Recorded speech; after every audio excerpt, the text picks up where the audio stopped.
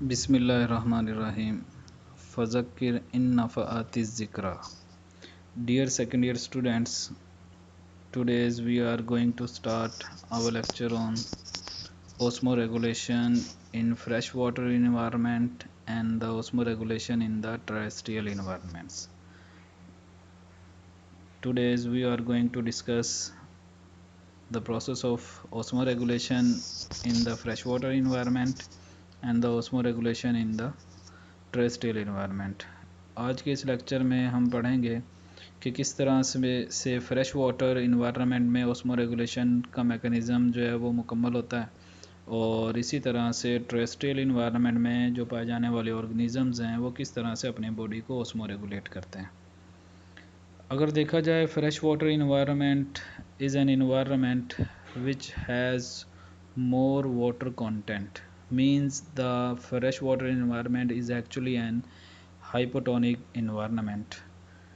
In this type of the environment, the flooding of the body fluid and the loss of the salts is the major problem.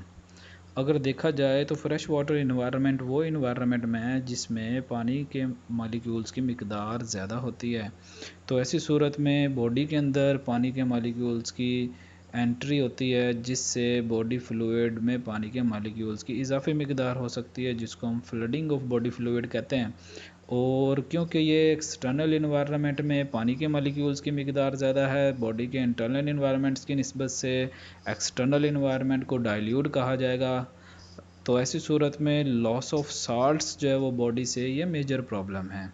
यानी हम देखेंगे in fresh water organisms और in fresh water environment organisms जो है वो अपनी body को अज़ाफ़ी पानी से भी जो है वो छुटकारा हासिल करेंगे और अपनी बॉडी में होने वाले नमकियात की कमी को भी मैनेज करेंगे। So in this regard now we will discuss what types of the adaptations plants or the organisms, mostly the animals, that uses in this type of the environment, that is the hypotonic environment.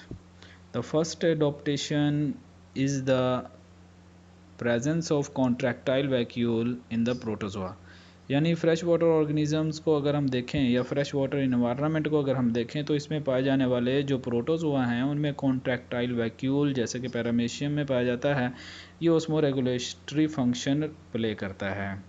और इसी तरह से अगर fishes को देखा जाए तो fishes dilute urine produce करती हैं और अपनी बॉडी में क्योंकि साल्ट्स की कमी होती है, ऐसी सूरत में ये साल्टी फूड को प्रेफर करते हैं, ऐसी एलगी को खाते हैं जिनके अंदर साल्ट्स मौजूद होते हैं, तो ऐसी सूरत में साल्ट्स की कमी भी पूरी हो जाती है। और इसी तरह से देखा जाए तो साल्ट्स जो है वो गिल्स और स्किन के ज़रिए से एब्जॉर्ब किए जाते हैं। Means the 4 types of the adaptations are found in the fresh water environment: presence of the contractile vacuole in the protozoa and production of the dilute urine in the fishes, and also fishes prefers the salty foods to compensate the loss of the salts from the body by urine. In the similar way, gills and skins are adapted to absorb salts from the external environment or the freshwater environment. The next environment is the osmoregulation in terrestrial ecosystem or terrestrial habitats, or you can say the terrestrial environments. Terrestrial environments को अगर देखा जाए तो ज़मीन पर क्योंकि पानी unevenly distributed है, तो ऐसी सूरत में एवेपोरेशन के ज़रिए से पानी का ज़ाया होना और बॉडी में पानी की कमी होना ये मेजर प्रॉब्लम है। In the terrestrial environment, evaporative loss of the water and dehydration is the major problem, so these animals have adapted themselves to prevent the loss of water by evaporation and to tolerate the dehydration.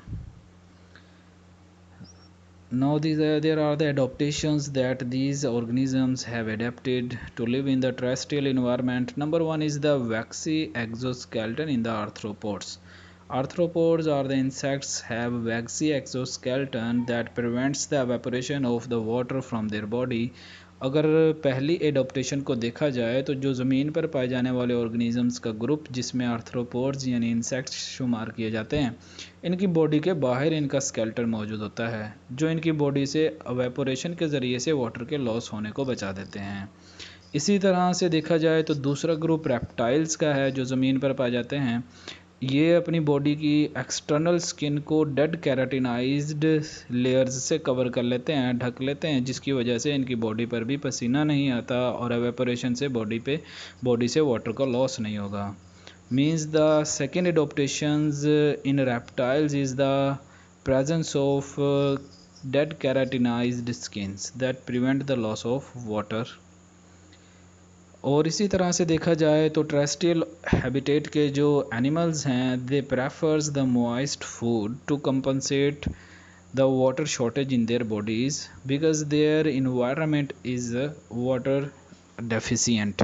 क्योंकि हम देखते हैं ज़मीन के environment में पानी कम मिकदार में मौजूद है, तो ऐसे सूरत में प्लांट्स यानी ये वाले ऑर्गेनिज़म्स ऐसे गीले प्लांट्स को या जैसे रेप्टाइल्स को देखा जाए तो ये दूसरे जानवरों के अंडों को खाते हैं, जिससे इनको वाटर भी मिल जाता है और इनकी बॉडी की फूड की रिक्वायरमेंट भी पूरी हो जाती है।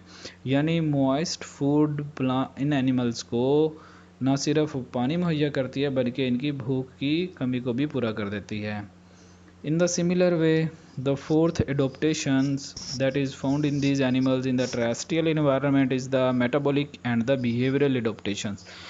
मेटाबॉलिक लेवल पर देखा जाए तो ये एनिमल्स जो है वो बहुत सारे अपने मेटाबॉलिक रिएक्शंस में वाटर प्रोड्यूस कर लेते हैं, जिसकी वजह से इन्वायरमेंट से इनको पानी लेने की ज़रूरत महसूस नहीं होती। और बिहेवियरल अडोप्टेशंस के अंदर हम ये देखते हैं कि ये तेज़ धूप के टाइम पर छुपे रहते हैं और इस तरह से अपनी बॉडी से पानी के लॉस होने को बचाते हैं।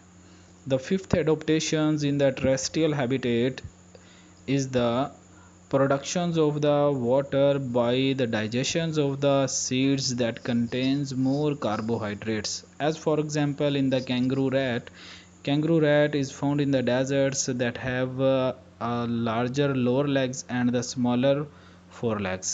कैंगरू रैट को देखा जाए तो ये कैंगरू की तरह का एक चूहा है जो कि डेजर्ट्स में पाया जाता है, जिसकी पीछे वाली टांगें बड़ी कैंगरू के जैसी और आगे वाली टांगें छोटी होती हैं। इसी वजह से इसको कैंगरू रैट कहा जाता है। तो ये सारी ज़िंदगी कभी पानी नहीं पीता, क्योंकि ये ऐसे पौधों के बीज खाता है जिससे में कार्बोहाइड्रेट ज़्यादा होते हैं और इन कार्बोहाइड्रेट की डाइजेशन से बॉडी में पानी पैदा हो जाता है। तो इस तरह से इनको पूरी ज़िंदगी कभी पानी पीने की ज़रूरत महसूस नहीं होती। The sixth adaptations in the terrestrial habitat is the presence of kidneys for the production of concentrated urine। The animals that have the kidneys, they can conserve more water because their kidneys produces the concentrated urine in the shortage of the water। अगर देखा जाए तो ज़मीन पर पाए जाने वाले वो ऑर्गेनिज़म जिनमें गुर्दे मौजूद हों वो पानी की कमी को गुर्दों के अंदर से पानी को महफूज करके या पानी को रीअब्जॉर्ब करके पूरा करते हैं। The seventh adaptation in the terrestrial habitat is the anhydrobiosis. Anhydrobiosis means the toleration of the dehydrations mean the continuance of the metabolic processes in the lower supply of the water is the anhydrobiosis। एनहाइड्रोबायोसिस हम कहते हैं कि कम पानी की दस्तयाबी में भी metabolic reactions और processes को जारी रखना। तो ये डेजर्ट्स में पाए जाने वाले ऑर्गेनिज़म्स की एक खूबी है।